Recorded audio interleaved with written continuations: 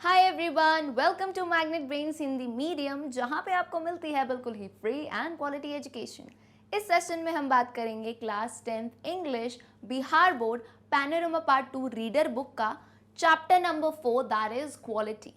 इस पूरे सेशन में मैं आपको दूंगी इस लेसन का डिटेल्ड एक्सप्लेनेशन की जो लेसन कहना क्या चाहता है, इसकी समरी क्या है एंड किस टाइप से इससे क्वेश्चंस बन सकते हैं। तो सेशन के बिल्कुल एंड तक बने रहना ताकि आपके सारे डाउट्स जो हैं क्रिस्टल क्लियर हो जाएं।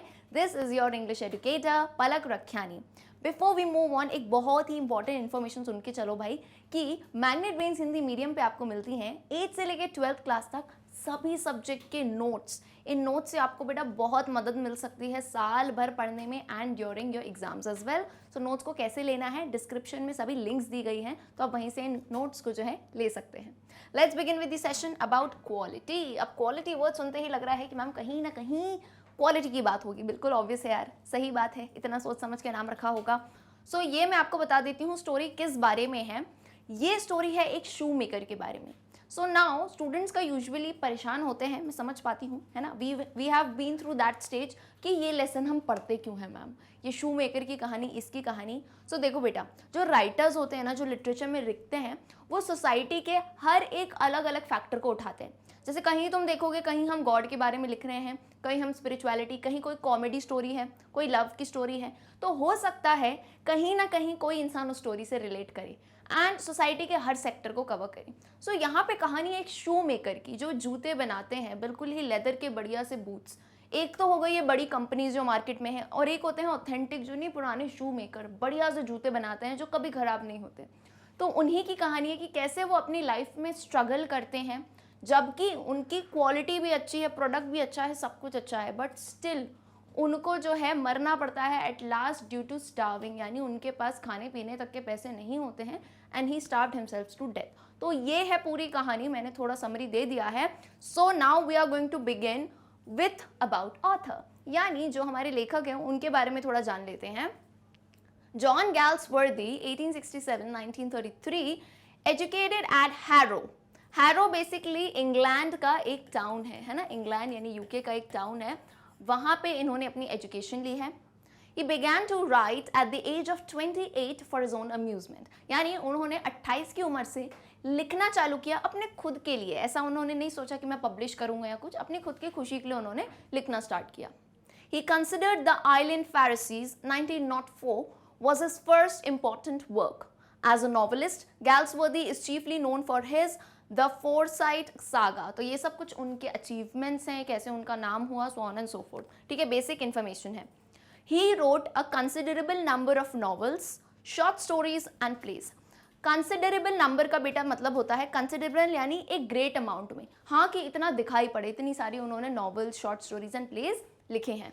His works often deal with specific social grievances such as the double standard of justice as applied to the upper and lower classes. तो आपको यहाँ पे एक आइडिया दे रहे हैं कि ये किस टाइप के लेखक रहे हैं।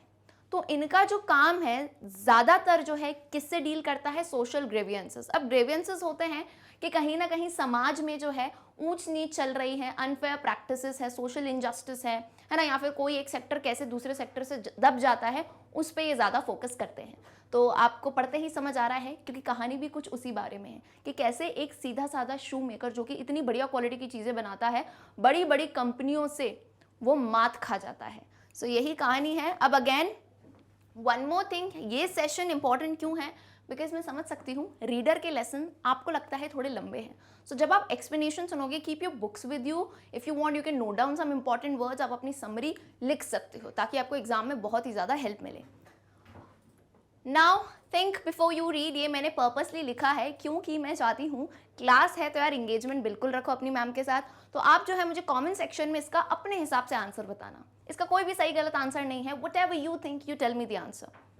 Can a shoemaker be called an artist?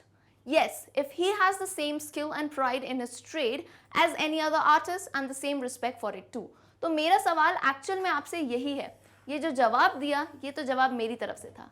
सवाल ये है, can a shoe maker be called an artist, यानी जो जूते बनाने वाले होते हैं, जो जूते अपने हिसाब से लेदर लेके पूरा सिलते हैं, बूट्स वगैरह, तो क्या हम इन्हें एक आर्टिस्ट कह सकते हैं?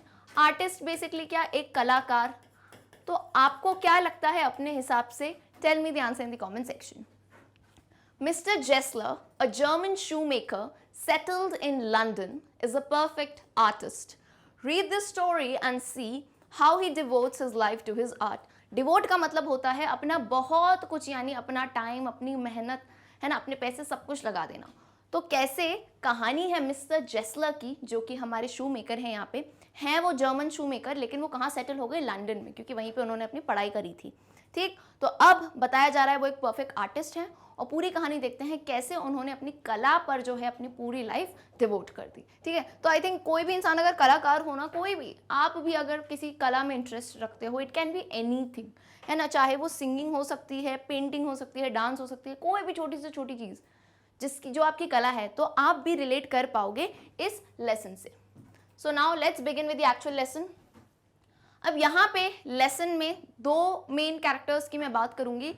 एक तो होता है निर्देशक, यानी जिसे हम कहते हैं जो कहानी सुनाता है, नरेटर, जो नरेशन करता है कहानी का. तो जो भी बात हो रही है वो है नरेटर, एंड देन दूसरा मेन कैरेक्टर है हमारे शू मेकर, जो कि है mister जेस्लर. I knew him from the days of my extreme youth because he made my father's boots. Inhabiting with his elder brother, two shops let into one in a small by street, now no more, but then most fashionably placed in the West End. यानी अब यहाँ वो बताता है narrator कि मैं कैसे mister जेस्लर को जानता था. तो वो अपने यूथ के, यानी यूथ आप मान सकते हो, यंग एज से वो उन्हें जानते थे, क्योंकि वो उनके पापा के बूट्स बनाए करते थे. इनहैबिटिंग का मतलब होता है किसी जगह पे रहना. तो वो अपने बड़े भाई के साथ, एल्डर ब्रदर के साथ, यानी दो दुकानें होती हैं ना, उनको एक बना दिया, वहीं पे वो जूते बनाते थे और वहीं पे वो रहते थे. कहता है कि खैर अब वो दुकान तो नहीं रही. तो ऐसे ही वो कहानी सुनाता है उस शॉप के बारे में याद करते हुए. The shop had a certain quite distinction. There was no sign upon its face other than his own name of Jessler Brothers, and in the window a few pair of boots. तो दो shop है, short तो नहीं, shop जो है उसका थोड़ा अलग से सीन था, मतलब बाकी दुकानों जैसी नहीं थी. अब तुम आज यार निकलो मार्केट में, दुकानें देखो, मतलब दुकान से बड़े तो उनके नाम लगे हैं, उनके होर्डिंग्स लगे हैं, बोर्ड्स लगे हैं, कहीं एलईडी लाइट्स है, एडवर्टीजमेंट है. एडवर्टीजमेंट तो भाई बिल्कुल भी कम नहीं है. पर इनकी कहानी कुछ अलग थी.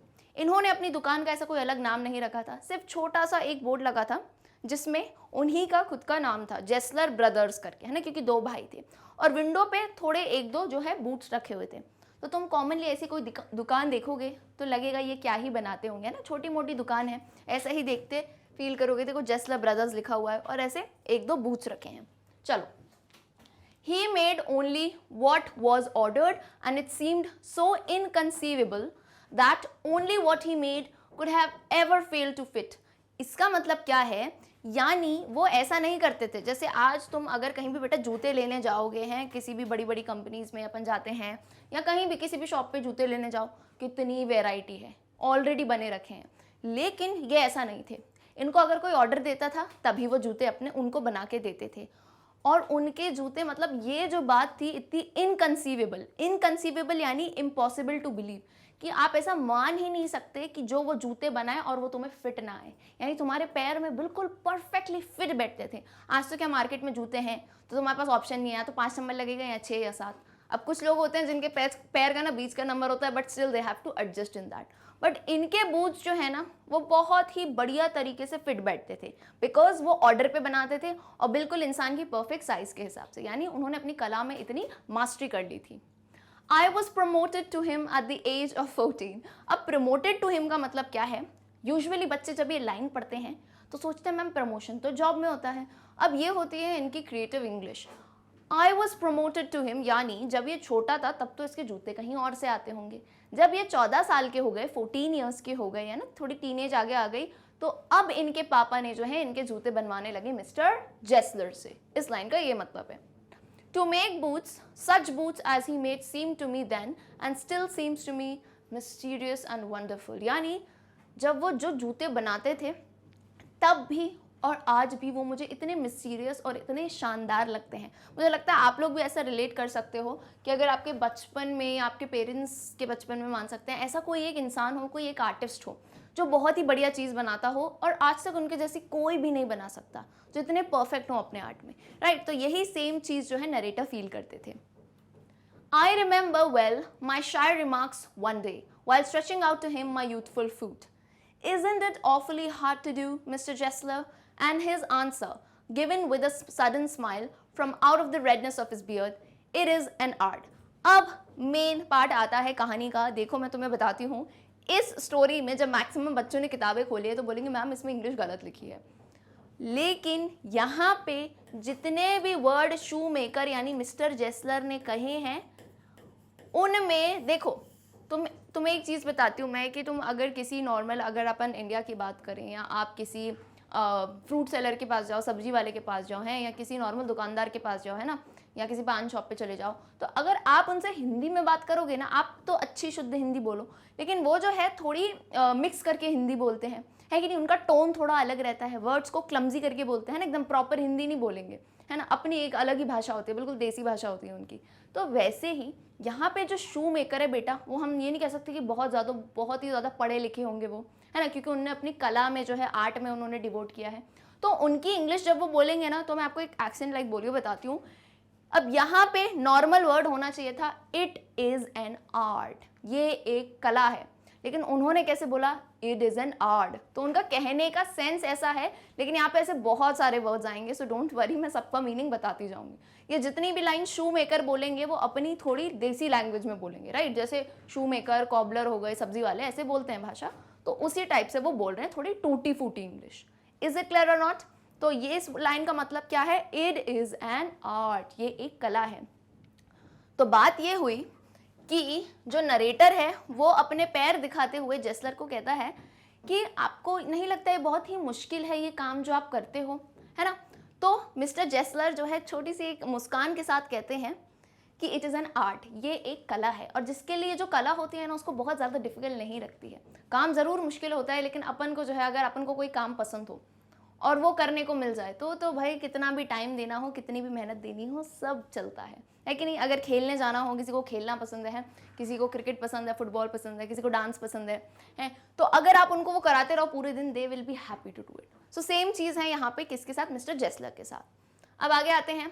It was not possible to go to him very often, his boots lasted terribly, having something beyond the temporary some, as it were essence of boot stitched into them. इस लाइन का मतलब क्या है मैं बताती हूँ. नरेटर कहता है कि इतना कम होता था उनके पास जाना, यानी उनके पास बहुत कम जाना पड़ता था. बोलो मैम इसका मतलब क्या, क्योंकि भाई उनके जूते इतनी अच्छी तरीके से चलते थे. हम किसी के पास कब कम जाते हैं, किसी शॉपकीपर के पास या किसी जो है ऐसे आर्टिस्ट के पास, क्योंकि उनकी जो चीज़ें हैं वो अच्छी चल रही हैं. तो सेम था इनके साथ. इनके जो जूते थे इतना टाइम तक बहुत ही लंबे चलते थे, ना उनमें कोई खराबी आती थी, ना वो घिसते थे, बहुत ही बढ़िया चलते थे, है ना. यानी ऐसा लगता था बूट्स का जो बेसिक एसेंस है, बेसिक क्वालिटी है, वो उनमें बिल्कुल भर दी गई है, right. One went in, not as into most shops, in the mood of, please serve me and let me go, but restfully as one enters a church and sitting on the single wooden chair, waited for there was never anybody there. Soon over the top edge of that sort of, well, rather dark and smelling soothingly of leather, which formed the shop, there would have been seen his face or that of his elder brother peering down. अब इन lines का मतलब क्या है मैं बताती हूँ कि देखो, नॉर्मली हम किसी दुकान पे जाते हैं, हमें अपना सामान चाहिए, तो हम कैसे कहते हैं कि मैं आया हूँ, मैंने वो बोला था ना पैक करने को, प्लीज़ वो मुझे जल्दी से दे दो, है ना. जल्दी से वहाँ अपन से निकल जाते हैं दुकानों से. लेकिन इनकी दुकान पे जब जाते थे ना, तो इट वाज जस्ट लाइक इनकी शॉप पे ऐसा होता था जैसे चर्च में जा रहे हो, या कोई भी आप होली प्लेस पे जाते हो तो कितनी शांति से जाते हो. वहाँ पे जैसे चर्चेज़ में यूजुअली वुडन चेयर होती हैं, वहाँ हम शांति से बैठते हैं और देखते हैं. तो सिमिलरली यहाँ पे ऐसा था कि ये एक तो क्वालिटी पे पूरा फोकस करते थे, प्योर लेदर का यूज़ करते थे, तो वो जो स्मेल होती थी ना, सब लोग उससे एक नहीं ऑथेंटिक कि हाँ यार ये शू की शॉप है. एंड अंदर घुसो तो कौन देखते थे, या तो मिस्टर जेसलर या उनके बड़े भाई जो हैं बैठे होते थे पियरिंग डाउन. अब बेटा यहाँ पियरिंग डाउन का मतलब है टू लुक केयरफुली, यानी नीचे देख के बस वो खोए रहते थे अपने काम में, जूते बनाने में, जूते सिलने में, एवरीथिंग लाइक दैट. ओके, तो इतनी अच्छी बात है कि यार मतलब लोग भी जब एंटर करते थे तो जल्दबाजी में नहीं होते थे और आराम से उन्हें काम करते हुए देखते थे. A guttural sound and the tip-tap of his slippers beating the narrow wooden stairs, and he would stand before one without coat, a little bent, in leather apron with sleeves turned back, blinking as if awakened from some dream of boots, or like an owl surprised in daylight and annoyed at this interruption. तो यहाँ पे जो है एक ये वर्णन कर रहे हैं, बता रहे हैं कि कैसे जो है मिस्टर जेस्लर रहते थे. अ गटरल साउंड, गटरल यानी बहुत ही हार्श साउंड, जैसे उनकी चप्पलों की या जूतों की आ रही हो, है ना, टिप टैप करते हुए जब वो सीढ़ियों से उतरते हैं, है ना. एक कोट पहना हुआ है, थोड़े बेंट, लिटिल बेंट, यानी जब थोड़ी उम्र हो जाती है इंसान कैसे हल्का सा यूं झुका हुआ रहता है. एंड प्लस उनका काम भी है जूते ऐसे सिलने का, तो उनकी बॉडी जो है हल्की यहाँ से बेंट रहती है. एप्रन पहना है उन्हें लेदर का, है ना, जूते सिलने के लिए यहाँ पे लेदर का एप्रन पहना है. स्लीव्स टर्न बैक, ऐसे थोड़ी बाहें उठाई हैं. ये पूरा डिस्क्रिप्शन दे रहे हैं उनका, ठीक है. और ऐसा लगता है जैसे तो उन्हें उठा दिया गया हो किसी सपने से, और वो सपना भी किसका, लेदर बूट्स का, है ना. मतलब वो पूरे टाइम उसी दुनिया में खोए हुए हैं, है ना. चलो, और यहाँ तो दूसरा एग्जाम्पल दिया है, owl surprised in day light. उल्लू जो होते हैं ना, उल्लू रात भर जगते हैं, तो उल्लू को जो डे लाइट दिखा दो तो वो बड़े ही गुस्से में आ जाते हैं, बड़े ही इंटरप्ट हो जाते हैं. तो सेम था मिस्टर जेस्लर के साथ. Without a word he would leave me retiring whence he came or into the other portion of the shop, and I would continue to rest in the wooden chair, inhaling the incense of his trade. Soon he would come back, holding in his thin veined hand a piece of gold brown leather. Whence का बेटा यहाँ पे मतलब है WHENC, whence का मतलब है from where, यानी वो जो है जहाँ से आते थे एक पोर्शन से दूसरे पोर्शन शॉप पे, है ना. मुझे एक वुडन चेयर पे मैं बैठ जाता था और उन्हें इधर उधर काम करते हुए देखता था.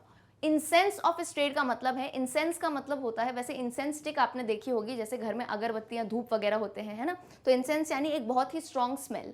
तो यहाँ पे इंसेंस ऑफ हिज ट्रेड का मतलब यह है. ट्रेड मतलब क्या होता है बेटा, जो कामकाज करना.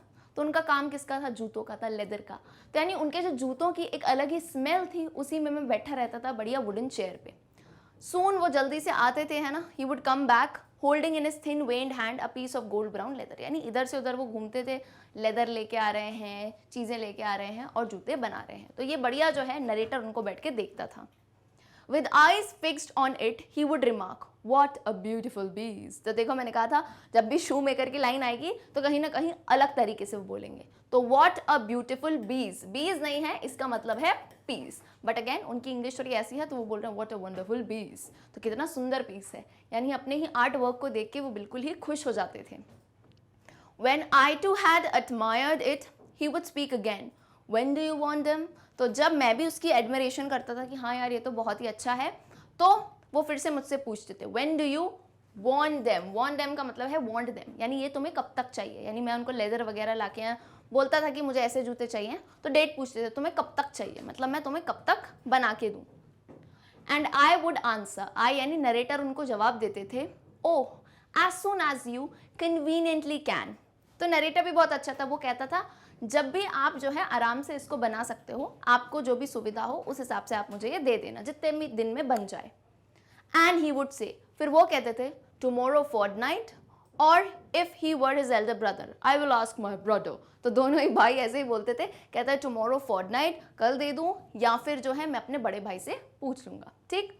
देन नहीं, जब उनके बड़े भाई बैठे रहते थे, यानी उनके जब एल्डर ब्रदर रहते थे, तो वो कहते थे कि जब मेरा भाई आएगा तो मैं उससे पूछ लूंगा. तो यही कुछ कहानी है. अब आगे देखो भाई, देन आई वुड मर्मर, फिर मैं कौन हूँ यहाँ पे, नरेटर. मैं मर्मर यानी बहुत ही धीरे सी आवाज में कहता था, thank you, good morning Mr Gessler, good morning.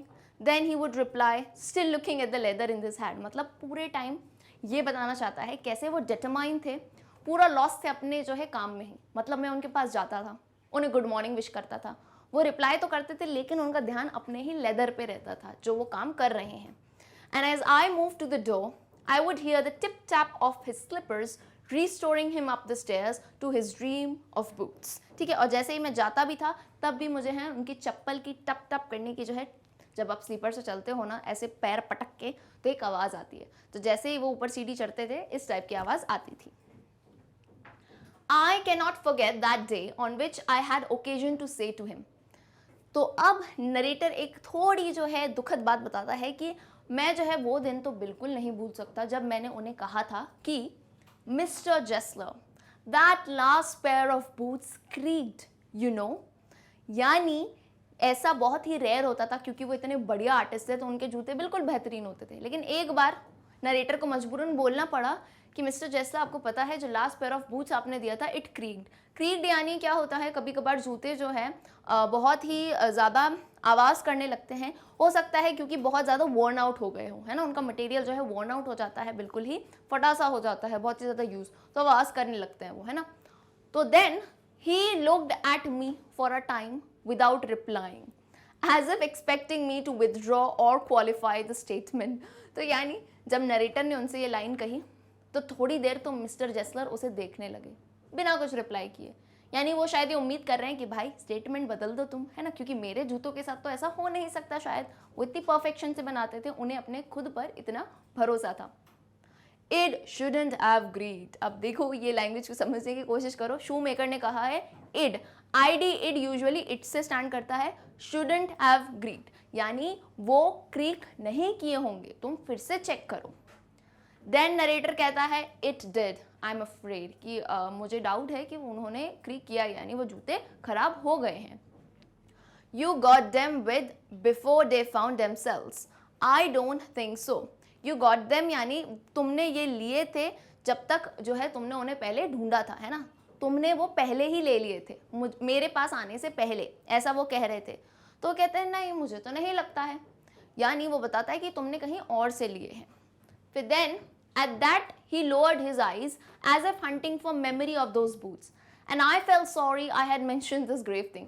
तो फिर उन्होंने अपनी आंखें झुका ली कि अगर इसको इतना भरोसा है तो मतलब शायद वो अपनी मेमोरी में ला रहे थे कि कौन सा लेदर लिया था मैंने, क्या गलती करी थी, ऐसा हो सकता है क्या। तो फिर नरेटर को लगता है मुझे बहुत ही सॉरी फील हो रहा था कि मैंने जो है ये ग्रेव थिंग, ग्रेव दो मीनिंग होते हैं, एक तो ग्रेव होता है कब्र जिसे हम कहते हैं, है ना, और एक ग्रेव बेसिकली होता है बैड या कोई सीरियस थिंग बोलना। Send them back he said, I will look at them. अब सेंड देम बैक का मतलब है सेंड देम बैक, उन्हें मेरे पास वापस भेज दो जूतों को, I will look at them, मैं देखता हूँ। Some boots, he continued slowly, are bad from birth, but if I can do nothing with them, I take off your bill। तो इस लाइन का मतलब ये है कि अगर उन जूतों को मैं देखूंगा, अगर बहुत ही ज़्यादा ख़राब हो गए और मैं कुछ भी नहीं कर पाऊंगा तो मैं जो है तुम्हारा बिल वापस दे दूंगी, यानी मैं तुम्हारे पैसे लौटा दूंगा। सोचो भाई इस टाइम में वो एक तो इतनी मेहनत से जूते बनाते थे और अगर कोई प्रॉब्लम आई तो वो पूरे के पूरे पैसे तक लौटाते थे, यानी he was so loyal and so honest unlike the big firms today, right. चलो आज के टाइम पे तो कैसा होता है भाई कि आपको बोलेंगे कि अगर जूते खराब हो गए हों, वैसे तो ज़्यादातर ऐसा लिखा रहता है नो रिटर्न नो एक्सचेंज, है ना, या फिर आप अगर एक्सचेंज करने भी जाओ तो कहते हैं नहीं नहीं ये वाली कंडीशन तो मेंशन ही नहीं थी, अगर आपका जूता ऐसे ख़राब होता है तो हम वापस नहीं लेंगे, या फिर कहेंगे कि आपको जो है विदिन 5 वर्किंग डेज आना था, सो ऑन एंड सो फोर्थ वाली बहाने देते हैं। But he was unlike that, है ना, आप उसके पास कितने टाइम बाद भी जाओ कि जूते खराब हैं तो अगर वो कुछ नहीं कर पाएंगे so he will give you back your money as well, alright. तो ये बहुत ही अच्छी बात है उनके बारे में। नेक्स्ट आते हैं once only I went absent-mindedly into his shop in a pair of boots bought in an emergency at some large firm। अब एक बार जो है गलती से एक ही बार जो है मैंने एब्सेंट माइंडेडली, क्योंकि उसको जल्दबाजी थी, उसको कहीं जाना था, तो उसने जल्दी से एक बड़े फर्म यानी एक बड़े से स्टोर से जूते खरीद लिए थे, है ना। अब वो गए मिस्टर जेसलर के पास। He took my order without showing me any leather and I could feel his eyes penetrating the inferior covering of my foot। At last he said, those are not my boots। यानी उन्होंने वो order देने गया था, order तो ले लिया, लेकिन उसने जो है उसकी नज़र, मिस्टर जेसलर की नज़र नरेटर के पैरों पे गई और ऐसे लग रहा था पेनिट्रेटिंग, यानी बिल्कुल ही उनकी जो है ना नज़रें आर पार हो गई उस जूते से, बिल्कुल उन्होंने स्कैन कर लिया जूता। And then he said, those are not my boots, यानी दोज ये मेरे जूते नहीं है। अब तो मुझे लग रहा है मैक्सिमम स्टूडेंट्स को समझ आ गई है जो है मिस्टर जेसलर की टोन क्या बोलना चाह रहे हैं वो, ठीक है। तो उन्होंने देखते क्या दिया कि भाई ये मेरे जूते नहीं है, मेरे बनाए हुए जूते नहीं है। The tone was not one of anger nor of sorrow, not even of contempt, but there was in it something quiet that froze the blood। तो जो टोन था ना उनका, अब आपको लग रहा है कि इन्होंने बोला है ऐसे तो किस टोन में बोला है, गुस्से में बोला है, पर गुस्से में क्यों बोलेंगे भाई, क्योंकि ज़रूरी थोड़ी ना कि वो सारे जूते उनसे ही ले, पर उसका दुखी वाला टोन भी नहीं था, है ना, और इस टाइप का नफरत वाला टोन भी नहीं था, लेकिन उनका जो टोन था ना ऐसी कुछ गहरी बात थी उसमें which froze the blood. Froze the blood यानी क्या, जो खून बहता है नसों में उसको तक जमा दे, ऐसी बात थी। He put his hand down and pressed a finger on the place where the left boot, endeavoring to be fashionable, was not quite comfortable. तो अब जो जूता अभी नरेटर ने पहन रखा है वो किसी बड़ी दुकान का जूता है। एंड देन उन्होंने धीरे से अपना हाथ रखा लेफ्ट बूट जहाँ पे था, है ना, endeavoring यानी एक ऐसा जूता जो कि फैशनेबल तो बहुत था, एक नंबर दिखने में तो बहुत ही बढ़िया, लेकिन कंफर्टेबल नहीं। एंड वी ऑल नो, हमें जो शूज़ पहनने होते हैं ना, कितने भी फैशनेबल हो भाई, पर कंफर्टेबल नहीं होना बहुत इरिटेशन होता है। आप उसको 1-2 दिन तो पहन लोगे, ठीक है, कुछ टाइम पहन लोगे, बट यू नो आपका पैर कितना प्रॉब्लम देता है। On the other hand, if you are wearing a comfortable shoe, तो दिखने में वो कैसा भी हो फिर भी जो है यू आर वेरी रिलैक्स्ड। तो यही कहानी थी, जो नरेटर ने अभी जूता पहना था किसी बड़े स्टोर का, दिखने में तो फैशनेबल लेकिन कंफर्टेबल बिल्कुल नहीं था। अब देखो, अब जो है यहाँ पे जो मिस्टर जेस्लर हैं वो कुछ अपनी फीलिंग्स शेयर करते हैं, कुछ बातें बताते हैं, जिससे नरेटर जो है ना बिल्कुल ही उसका हार्ट टचिंग वाली बात हो जाती है। It hurts you there, he said, does big firms have no self respect? It hurts, URDS का यहाँ पे मतलब है हर्ट्स, कि यहाँ पे तुम्हें चुभता होगा ये, मतलब वो देखते ही समझ गए कि ये जूता अंदर से कंफर्टेबल है ही नहीं। तो सीधे वहाँ एग्जैक्ट जगह पे हाथ रख के वो फुट पे बताते हैं उसे कि इट हर्ट्स यू देयर, यहाँ पे तुम्हें ये दर्द करता होगा ना, ये चुभता होगा। फिर आगे कहते हैं, does big firms have no self respect? क्या जो बड़ी बड़ी स्टोर्स हैं, बड़े बड़े शू शॉप्स हैं, इनको कोई सेल्फ रिस्पेक्ट नहीं है, आत्मसम्मान नहीं है? And then as if something had given way within him, he spoke long and bitterly. It was the only time I ever heard him discuss the conditions and hardship of his trade. तो ये एक ही time है, मतलब वो आगे और भी चीज़ें बोलते गए। तो उनका कहने का मतलब क्या था, समझो कि इतनी बड़ी बड़ी कंपनियां हैं, इतने बड़े जूते बना रहे हो, इतनी हाई प्राइस पे सेल कर रहे हो, इतने लोगों को, इतना बड़ा नाम है, स्टिल कोई सेल्फ रिस्पेक्ट नहीं है कि हम एक अच्छी क्वालिटी का प्रोडक्ट बना के जनता में दे। इसमें बहुत सारी क्वालिटी स्टैंड होती हैं। सबसे पहली जो है ऑनेस्टी, कि आप ऑनेस्ट हो अपने काम में, यू आर लॉयल, है ना। तो उस हिसाब से आगे बोलने गए, कुछ कुछ उन्होंने ऐसे शब्द भी बोले हैं ना, बहुत ही लंबा लंबा बोलते गए वो। तो नरेटर कहता है ये पहली बार हुआ था जब मैंने उनको अब उनकी जो है हालात, उनकी कंडीशंस और उनकी हार्डशिप्स का मतलब बेटा होता है सफरिंग, कि उनको अपने इस काम में कितनी ज़्यादा मुश्किलें आती हैं ये उन्होंने बताई थी, ठीक है, which is very heart touching to the narrator. They get it all, he said. They get it by advertisement, not by work. They take it away from us who love our boots. It comes to this. Presently, I have no work. Every year it gets less. You will see. अब देखो in line का मतलब क्या है। ये कहते हैं they get it all. दे कौन है यहाँ पे? दे हैं बिग फर्म्स। दे यानी हम बिग फर्म्स, बड़ी बड़ी दुकानों की बात कर रहे हैं कि ये सब ले जाते हैं। ये जो है सब कुछ एडवर्टीजमेंट यानी प्रचार प्रसार करके ले जाते हैं, बड़ी बड़ी बातें दिखाएंगे, सब कुछ दिखाएंगे, है ना, अपने काम से नहीं ले जाते, है ना। काम से जो होना, वो इंसान अगर एडवर्टीजमेंट नहीं करे ना तो भी चलने लगता है, लेकिन ये अपने काम से नहीं, सिर्फ प्रचार प्रसार से लोगों को अट्रैक्ट करके जो है चीज़ें बेचते हैं। और हमसे यानी हम जो लॉयल शू मेकर हैं, जो इतनी मेहनत से प्योर लेदर यूज़ करके, प्योर हार्डवर्क यूज़ करके जूता बनाते हैं, हमसे सारे जो हैं कस्टमर्स ये हमारे ले जा रहे हैं। और धीरे धीरे बोला प्रेजेंटली यानी presently I have no work, मेरे पास कोई काम नहीं है, ये नरेटर को बता रहे हैं। Every year it gets less, हर साल ये काम जो है कम होता जाता है, तुम देखना मेरे पास कोई भी कस्टमर नहीं बचेंगे। सो अगर उसके सारे कस्टमर्स चले गए, again he would starve himself to death, उनके पास कोई काम नहीं बचेगा। तो अब जो है नरेटर को बहुत ही सॉरी फील हो रहा था उनके लिए, एंड अब वो रियलाइज़ कर रहा था, दिखने लगा कि हाँ यार ये तो ओल्ड भी होते जा रहे हैं, उनके चेहरे पे लाइनिंग दिख रही थी, है ना, उनके ग्रे हेयर भी दिखाई पड़ रहे थे। As best I could, I explained the circumstances of those ill-omened boots. तो एज बेस्ट आई कुड यानी अब नरेटर जो है उसने सोच लिया कि यार मैंने तो इनके ना दुखती रग पे बोलते ना हाथ फेर दिया, वैसे ही इतने परेशान हैं, एंड मैंने जो है ना फालतू उन जूतों के बारे में बता दिया, है ना। तो मैंने जो है उनको बताया कि कैसे जो है ये इल ओमेंड यानी अनलकी, है ना, ओमेन यानी लक की बात होती है, तो इल ओमेन यानी अनलकी जो जूते हैं कैसे वो ऐसे हो गए। But his face and voice made so deep an impression that during the next few minutes I ordered many pairs. तो यानी अब नरेटर भी अगेन हम समझ रहे हैं बहुत ही अच्छा इंसान है वो, तो जैसे उसने उनका चेहरा देखा, उनकी ऐसी गहरी आवाज़ देखी, होता है ना कभी कभार इंसान दुखी होता है तो बिल्कुल ही एक स्लो टोन में बात करता है और बिल्कुल ही समझ आ जाता है कि वो इंसान दुखी है। तो नरेटर ने क्या किया कि अब उसने थोड़े और पेयर ऑर्डर कर लिए, है ना, उसको चाहिए तो नहीं था लेकिन उसने कहा कि ठीक है भाई, आप जो है मुझे थोड़े और पेयर दे दीजिए. They lasted more terribly than ever, and I was not able conscientiously to go to him for nearly 2 years. अब यहाँ पे they lasted more terribly का मतलब है, हमें पता है कि वो कितने बेहतरीन जूते बनाते थे, यानी those shoes were very, हम बोल सकते हैं reliable थे वो जूते, बहुत ही ज़्यादा एंड बहुत ही ज़्यादा बढ़िया थे, क्योंकि इतना लंबा लास्ट किया कि उसको जाना ही नहीं पड़ा, नियरली उसे 2 साल तक. अब इस वर्ड का मतलब होता है कंप्लीटली या स्ट्रिक्टली, इसे हम कैसे बोलते हैं, कॉन्शियसली, ठीक है. तो यानी अब जो है उसे जाना ही नहीं पड़ा बिल्कुल ही, क्योंकि आप अगर किसी से कोई बहुत अच्छी चीज़ ले लो तो आपको जाना ही नहीं पड़ेगा उसके पास, है कि नहीं, 2 साल तक. इसीलिए वो नहीं जा पाए क्योंकि वो जूते बहुत बेहतरीन तरीके से चले.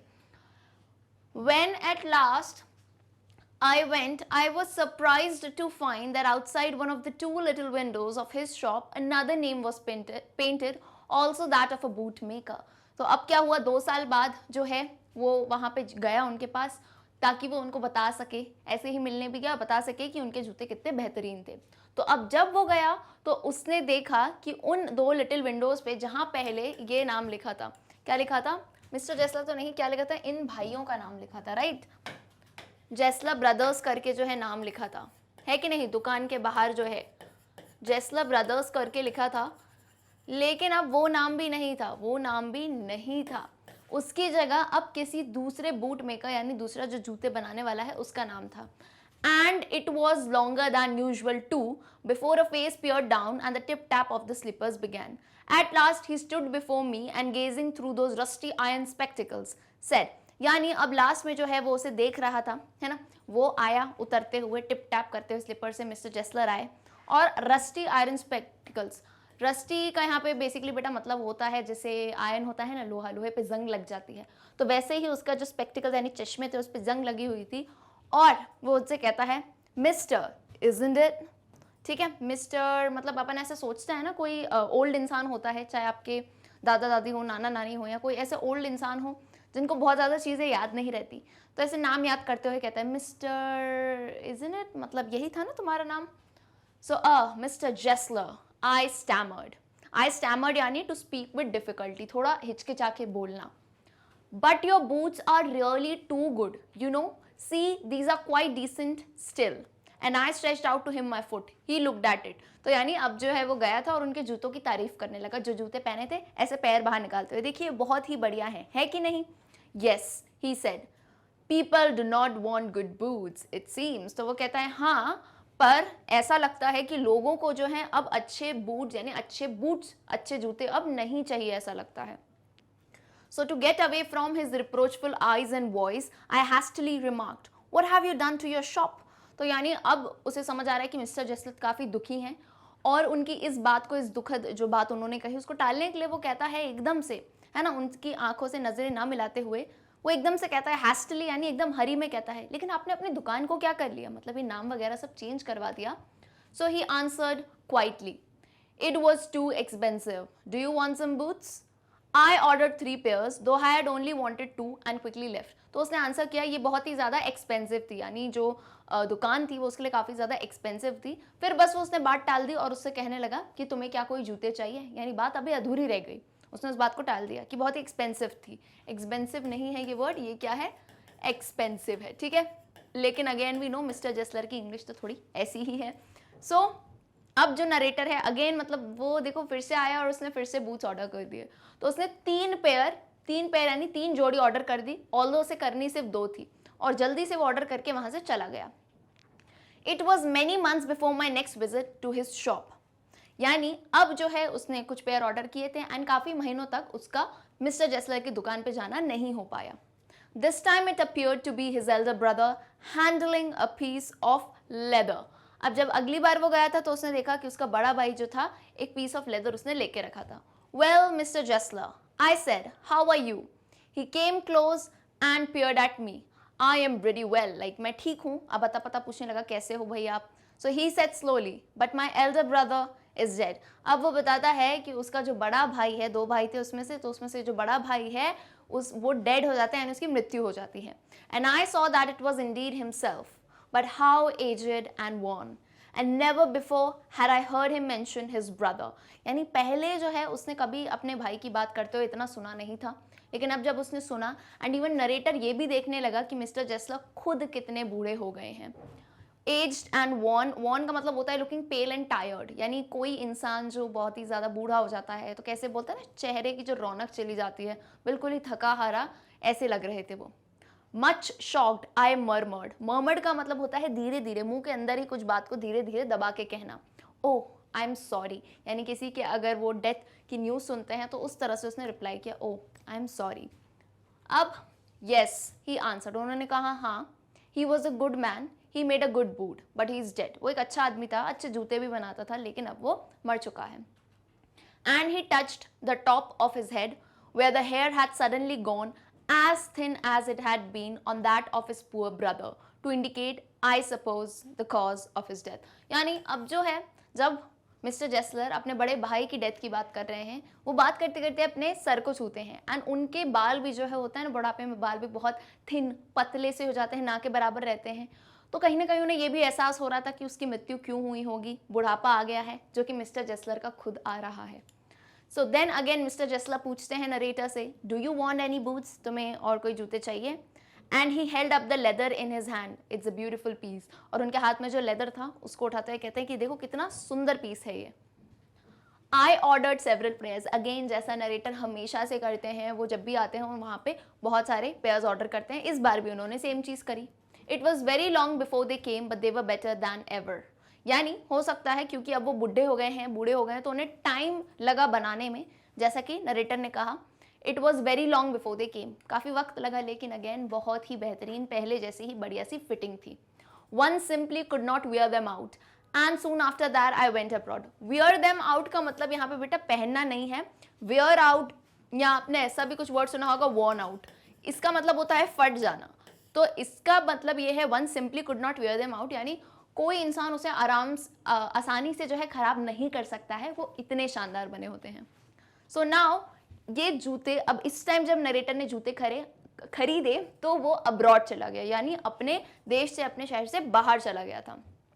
It was over a year before I was again in London. तो 1 साल तक वो अपने देश से बाहर रहा. अब 1 साल बाद वो फिर से आ जाता है लंदन. अब कहानी होती है, देखो क्या. And the first shop I went to was my old friend's. I had left a man of 60. I came back to one of 75, pinched and worn, who genuinely this time did not at first know me. तो अब जब abroad जाने के बाद वो वापस आया London, तो सबसे पहला क्या काम था, वो जेसलर के पास जाएगा, उनकी दुकान पे जाएगा. I had left a man of 60. इसका मतलब है जब मैं गया था तब वो आदमी 60 साल का था, और ऐसा लगता है 1 साल बाद में आया हूं तो वो जो है 75, यानी 15 साल उनकी उम्र बढ़ गई है, इस टाइप दिख रहा था. पिंच्ड एंड वॉर्न, पिंच्ड का अगेन मतलब यही होता है बिल्कुल ही पतले से, पेल रंग हो जाता है बॉडी का, है ना, और बहुत ही ज़्यादा tired. This time did not at first know me, लेकिन इस बार जब मैं गया तो ये आदमी मुझे पहचान नहीं पा रहा था पहली बार देखते से ही. सो देन आगे देखो कहानी क्या होती है, यही काफ़ी इंपॉर्टेंट पार्ट आता है स्टोरी का, एंड थोड़ा सा टचिंग पार्ट भी. Do you want any boots, he said. अब अगेन वही उसी टाइप की आवाज़ आई और वही प्रश्न आया कि क्या तुम्हें कोई जूते चाहिए. I can make them quickly, it is just like dying, यानी मैं जो है उन्हें बहुत ही ज़्यादा जल्दी बना सकता हूँ. I answered, please please I want boots all around every kind. And then ये उनसे कहता है कि प्लीज़ प्लीज़ मुझे सभी तरह के जूते चाहिए, सभी टाइप के, मुझे ज़रूर बना के दीजिए. I had given those boots up when one evening they came. One by one I tried them on. In shape and fit, in finish and quality of leather, they were the best he had ever made. I flew downstairs, wrote a check and posted it at once with my own hand. तो again देखो मैं आपको बताती हूँ इस कहानी में बच्चों को कन्फ्यूजन कहाँ आता है कि मैम बार बार ऐसा लग रहा है सेम चीज़ रिपीट हो रही है. मैं आपको बताऊँ, आप इसको ना अपने ऊपर लेके देखो कि आप किसी एक बूट मैन के पास जाते हो, तो बहुत बार ऐसे इंस्टेंस आते हैं कि आप बार बार जाते हो, देन अगेन आप उनको एज होते हुए भी देखते हो, अपनी आंखों से देखते हो कि वो कैसे जो है बूढ़े होते जा रहे हैं अपने आर्ट को परस्यू करते हुए. तो यही कहानी थी. वो फिर से गया था, फिर से उसने बहुत सारे जूते ऑर्डर किए और सब एक ही दम बढ़िया मतलब शेप में और बिल्कुल फिट. एंड देन जो है वो नीचे आया और उसने खुद ही एक चेक लिखा है ना अपने हाथ से उनके लिए. A week later, passing the little street, I thought I would go in and tell him how splendidly the new boots fitted. अब एक हफ्ते बाद ही, मतलब अभी उसने एक हफ्ते पहले मिस्टर जेस्लर से और जूते बनवाए थे, ठीक है। अब उसने सोचा कि एक हफ्ते बाद जाके मैं उनको अप्रिशिएट करता हूँ, उनको बताता हूँ हाउ स्प्लेंडेडली यानी इम्प्रेसिवली उनके जूते जो हैं फिट बैठ रहे हैं अभी तक भी।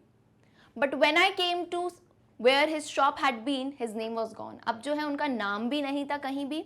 I went in very much disturbed. In the shop there was a young man with an English face. अब जो है जब वो शॉप के अंदर गए तो उन्हें कोई दूसरा ही इंसान दिखा, एक यंग आदमी जो कि इंग्लिश फेस, इंग्लिश यानी जो इंग्लैंड का ही रहने वाला हो ऐसा लगेगा, क्योंकि वो तो कौन थे, वो तो रशिया से आए थे, है ना, वो तो रशियन थे। ये यहाँ पे आपको दिखेगा इंग्लिश फेस यानी इंग्लैंड का ही कोई आदमी। Mr Gessler in, I said. तो नरेटर पूछता है क्या मिस्टर जेस्ला अंदर है? तो देखो भाई क्या रिस्पॉन्ड आता है। No sir, he said, no but we can attend to anything with pleasure, we have taken the shop over. तो अब वो आदमी बताता है कि नहीं, मिस्टर जेस्ला तो अंदर नहीं है, लेकिन अब क्योंकि वो दुकानदार था तो वो बताता है कि हम आपकी मदद बिल्कुल कर सकते हैं, ठीक है, हमने जो है शॉप को टेक ओवर कर लिया है। Yes yes, I said, but Mr Gessler. तो नरेटर ने कहा हाँ हाँ ठीक है वो तो देखते हैं, लेकिन मिस्टर जेस्ला कहाँ गए? So, oh, he answered, dead. Dead, but I only received these boots from him last Wednesday week. तो अब जो है जब उसने सुना डेड, बोलेगा अभी एक हफ्ते पहले, जस्ट 1 week बिफोर मैंने उनसे इतने सारे जूते लिए थे, एंड अब वो डेड है। He said, poor old man starved himself. Good God, starved himself का बेटा मतलब होता है, स्टार्विंग का हम एक्चुअल मतलब बोलें तो इसका मतलब होता है भूख। स्टार्व्ड हिमसेल्फ का मतलब है कि किसी इंसान को इतनी सफरिंग हुई होगी, यानी उसके पास इतना पैसा नहीं रहा होगा या चीज़ें नहीं रही होंगी जिससे वो खुद को पाल पाए, एंड इस वजह से उनकी डेथ हो गई। सो स्टार्व्ड की यहाँ डेफिनेशन भी है, टू सफर और die because you do not have enough food to eat, है ना। तो यानी अब देखो वो इतनी मेहनत करते थे, इतने बढ़िया आर्टिस्ट थे, बट स्टिल वो जो है खुद की केयर नहीं कर पाए, पूरे टाइम जो है अपने काम में ही रहते थे। सो ही स्टार्ट हिमसेल्फ गुड गॉड, ऐसा करके उस आदमी ने, इंग्लिश मैन जो है उसने बोला। और आगे जो है इंग्लिश मैन बताता है कि डॉक्टर्स ने क्या कहा। Slow starvation, the doctor called it. Slow starvation यानी, स्लो स्टार्वेशन का मतलब है धीरे धीरे, ये एक दिन की बात नहीं है, यानी ऑल हिज लाइफ वो इतनी मेहनत करते थे। क्या होता है देखिए, बहुत ही जो बड़ी बड़ी फर्म्स होते हैं, इनके जो ओनर्स होते हैं, they live in very rich houses, they have all the facilities for them, but on the other hand ये जो थे हमारे मिस्टर जेस्लर, ये इतना अच्छा काम करते थे, स्टिल इनके पास कोई भी फैसिलिटी नहीं थी, है ना, मुश्किल को रहने कोई घर होगा, या अपने आप को ये फीड भी नहीं कर पाते थे ढंग से। तो डॉक्टर ने बताया slow starvation, and now the doctor called it यानी मेड इट अ प्रिडिक्शन, उन्होंने अंदाज़ा लगाया, क्योंकि डॉक्टर है भाई, तो डॉक्टर तो बॉडी को जांच करेंगे, तो जांच करके उनके समझ आया होगा कि कैसे धीरे धीरे इनने अपना भी ध्यान नहीं रख पाए, है ना, तो स्लो स्टार्वेशन से धीरे धीरे ये मर गए। You see, he went to work in such a way, would keep the shop on, wouldn't have a soul touch his boots except himself. तो यानी देखते हो वो ऐसे काम पे जाते थे, इतना लगन था उनको अपने आर्ट के ऊपर कि जूते बनाने हैं, ताकि वो मतलब बिना खाए पिए अपने आप को पूरे दिन भूखा रख के जो है काम ही काम करते रहते थे, और किसी और को हाथ ही नहीं लगाने देते थे। कि अपन होता है ना, बड़ी दुकान खोल लेते हैं तो दूसरे कर्मचारी रख देते हैं कि तुम बना लो या ये काम तुम कर लो, नहीं, सारा काम वो बूट मेकिंग का, लेदर को कट करने से जितना भी शेपिंग देनी है सब वो खुद ही करते थे। When he got an order, it took him such a time. People won't wait. He lost everybody. क्योंकि अब जैसे मैंने आपको बताया वो खुद जूते बनाते थे, तो कोई भी ऑर्डर आता था तो अब वो इतने प्रिसिशन से बनाते थे कि यार वक्त तो लगता है हैंडमेड चीज़ों में, या आप और हम अच्छे से समझते हैं। अब लोग जो हैं बड़े बेचैन हैं, फास्ट मूविंग वर्ल्ड है, सो कोई वेट नहीं करता था, और धीरे धीरे जैसा कि उनने पहले भी बताया था उनके सारे कस्टमर्स जो है जाते गए। And there he would sit going on and on, I will say that for him not a man in London made a better boot. यानी फिर भी वो जो है चलते ही रहते थे, जो काम मिलता था करते थे। एंड वो इंग्लिश मैन कहता है कि मैं बताता हूँ लंदन में इनसे बेहतर जूता बनाने वाला कोई हो ही नहीं सकता। But look at the competition, he never advertised, would have the best leather too and do it all himself. Well, there it is. What could you expect with his ideas? कहता है देखो इतना शानदार जूता बनाते थे, लेकिन आप कंपटीशन भी तो देखो, उन्होंने कभी अपना प्रचार प्रसार नहीं किया, कुछ भी नहीं किया, है ना, तो कैसे वो आगे बढ़ पाते और अपने आइडियाज़ के साथ। ठीक है, तो ये बात कह रहा है English man. But starvation, that may be, but starvation यानी ये लाइन कही है नरेटर ने, मतलब वो बिल्कुल ही शॉक हो रहा है कि मतलब स्टार्वेशन से मर गए वो सही में। तो फिर अब वो इंग्लिश मैन उन्हें रिप्लाई देता है, that may be a bit flowery. अब बेटा फ्लावरी वर्ड को तुम एक्चुअली देखो तो फ्लावर का मतलब क्या होता है, फूल। फ्लावर यानी कोई गार्डन है तो उसमें बहुत सारे फूल हैं, लेकिन इन दिस प्लेस नोट करना फ्लावरी का मतलब है using long difficult words when they are not necessary, यानी किसी चीज को एग्जैजरेशन करना। यानी स्टारवेशन कह दिया तो ये तो बहुत बड़ी बात हो गई, भूख से मरना। तो कहा हाँ हो सकता है ये वर्ड फ्लावरी हो, थोड़ा बड़ा चढ़ा के मैंने शायद आपको बोल दिया, as the saying is, but I know myself he was sitting over his boots day and night to the very last. तो कहता है कि मानता हूँ ठीक है स्टारवेशन थोड़ा बड़ा चढ़ा के वर्ड बोल दिया, लेकिन मैंने उन्हें देखा है वो दिन रात जो है अपने जूते अपने बूट्स बनाने में ही लगे रहते थे। तो ऐसे कहाँ से वो खुद का ख्याल रख पाते। You see, I used to watch him, never gave himself time to eat, never had a penny in the house, all went in rent and leather। यानी उनके पास कुछ भी खाने के लिए टाइम नहीं होता था, घर में एक पेनी यानी एक पैसा नहीं होता था, जितनी चीज़ें थी उन्होंने जो है, क्योंकि वो प्योर काम सही काम करते थे ऑनेस्टी से, तो प्योर लेदर में उन्हें लगा दिया, रेंट में दुकान की रेंट में उन्होंने लगा दिया इतना पैसा। How he lived so long I don't know. तो मतलब वो आदमी कहता है मुझे तो पता ही नहीं चल रहा है कि वो इतना लंबा कैसे जी लिए। He regularly let his fire go out. He was a character, but he made good boots.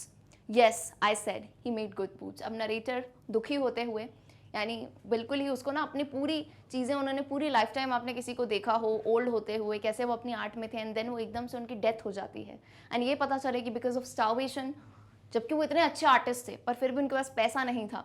तो ये सोच के जो है नरेटर बहुत ही स्लो वॉइस में कहता है yes he made good boots, सच में वो बहुत ही अच्छे जूते बनाते थे। सो आई होप आपको जो है स्टोरी काफ़ी टचिंग लगी हो। अगर ऐसी स्टोरी आपको अच्छी लगती है so do tell me in the comment section कि सारे डाउट्स क्लियर हुए हैं कि नहीं। लाइक सब्सक्राइब और शेयर ज़रूर कीजिएगा भाई वीडियो को। मैग्नेट ब्रेन्स आपको पता ही है ऐसा चैनल है जो देता है फ्री एंड क्वालिटी एजुकेशन। यहाँ पे बेटा हमारे टॉप कोर्सेज हैं, so English medium, Hindi medium, in both the mediums we have our channels. UP board, Bihar board, CBSE सभी के वीडियो लेक्चर्स हैं डिटेल में, एंड अगेन जैसे मैंने बताया 8 to 12 तक के नोट्स भी हैं भाई, तो जिससे बहुत आपको मदद मिल सकती है। डिस्क्रिप्शन में सभी लिंक्स दी गई हैं, चाहे आप जो है रीडर बुक की प्लेलिस्ट की लिंक है वो भी है, प्रीवियस लेसन्स को भी यहाँ देख सकते हैं। एंड अगर सारी अपडेट्स चाहते हैं so you can stay connected to our social media handles, Facebook, Twitter and specially Instagram पे भी हम हैं, तो वहाँ पे जाके हमें फॉलो कीजिए। See you all in the next session जिसमें हम इसी लेसन के एक्सरसाइजेस को देखेंगे। See you all till then. Goodbye.